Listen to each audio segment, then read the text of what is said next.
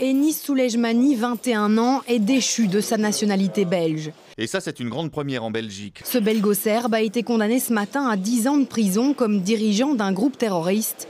Vu la gravité des faits dont il est reconnu coupable, le tribunal estime qu'il ne peut plus être belge. Son avocate dénonce un jugement particulièrement sévère. Toute sa vie est ici, sa famille est ici. Et donc aujourd'hui, finalement, on va le renvoyer dans un pays qui n'est pas le sien. À sa sortie de prison, Enis Soulejmani devra être expulsé vers la Serbie.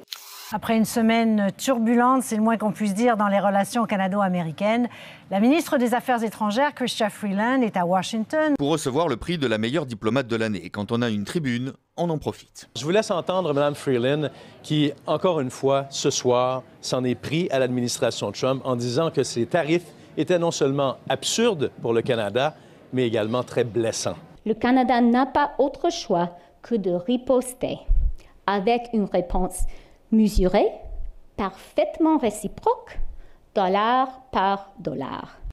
Il est 17h30 dans le petit village genevois de Soral.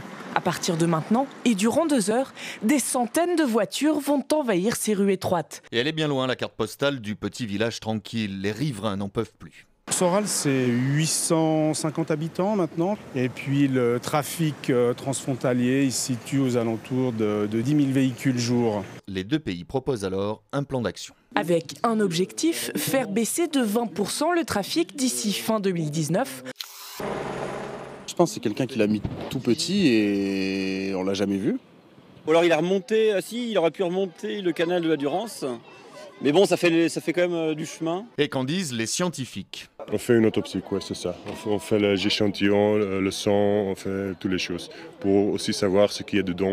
Mais le cachalot est un faux, ou quand un collectif d'artistes belges vient faire des blagues en France, c'est pour une bonne raison. Une création hyper réaliste pour sensibiliser les habitants des Hautes-Alpes aux perturbations écologiques engendrées par le changement climatique. Le cétacé se promène en Europe.